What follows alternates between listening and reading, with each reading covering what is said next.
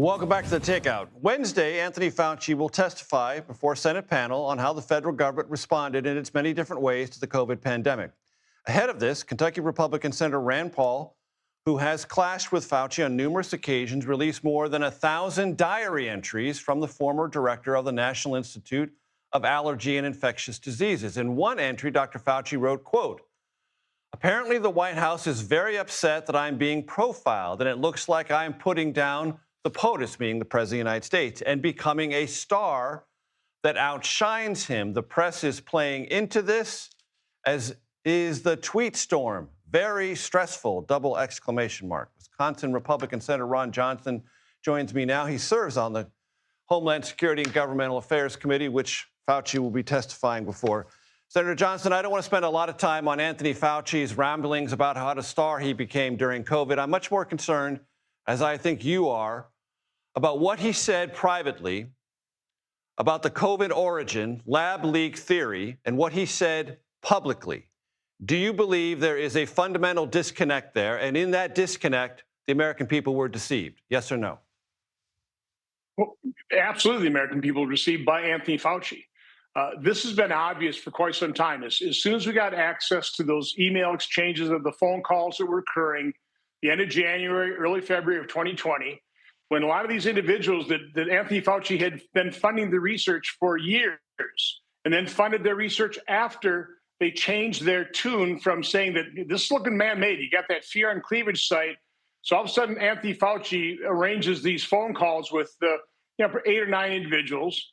And all these people who are looking at this thing, as I looked at, is this is man-made. Okay, you just don't have a fear and cleavage site here. A lot of other computational biologists make the same conclusion. All of a sudden, within a couple of days, oh, that's a conspiracy theory. This had to spring from nature, although they've never, ever been able to track that down.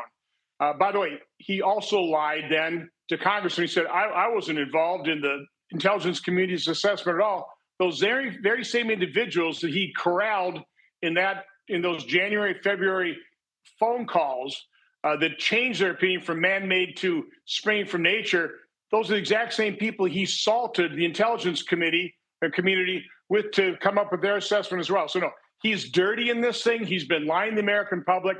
He directed a miserably failed response to COVID. I don't know what else I can say. He's a very bad guy. All right, so let's put the response in one category, Senator, and let's put the origin story in another category. Which is more important in our look back understanding of what went wrong or what went right with COVID? Is it the origin that we got wrong or the response? Which is more important? Well, I would say they're equally important because it costs millions of people their lives, okay? I mean, the fact that he funded gain-of-function research before the moratorium, continued to fund it, denied it, was fully aware of Ralph Barrett, Peter Daszak, the folks in China.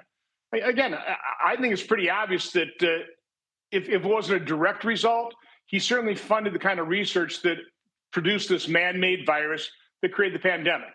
Now fast forward to sabotaging early treatment with effective generic drugs so he could get emergency use authorization on the experimental gene therapy injection that then they denied the safety signals that were screaming at them with, the invaders being deluged with reports.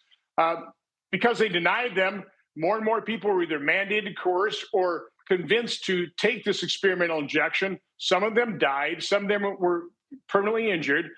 Again, so I don't know how to weigh that. You fund research that create a pandemic, and then the countermeasure kills and injures untold numbers of people. We still know that they're still not acknowledging it. So those people who are injured by the injection, they can't get treatment.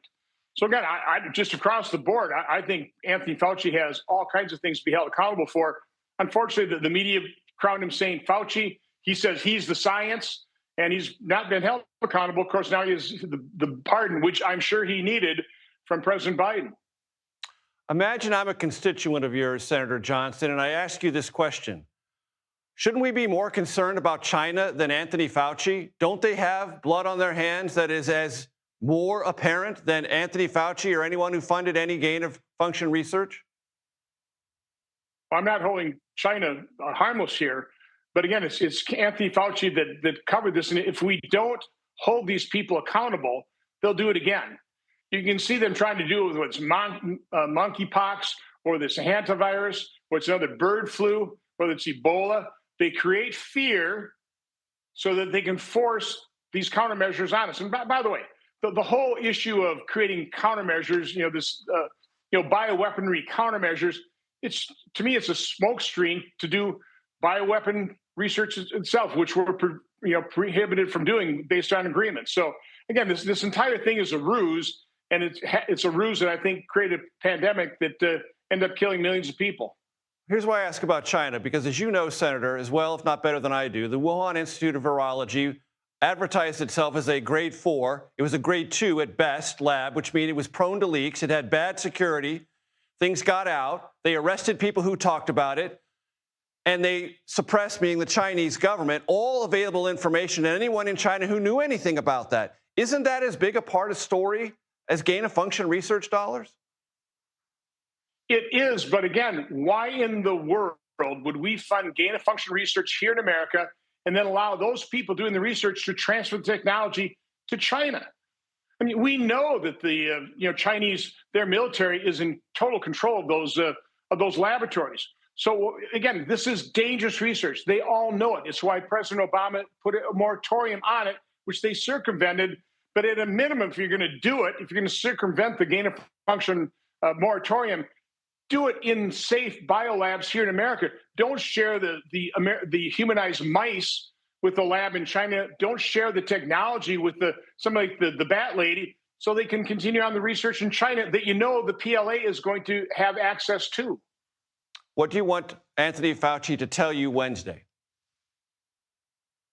I don't expect him to tell me anything that has any value to hold him accountable. He's going to be pretty slippery.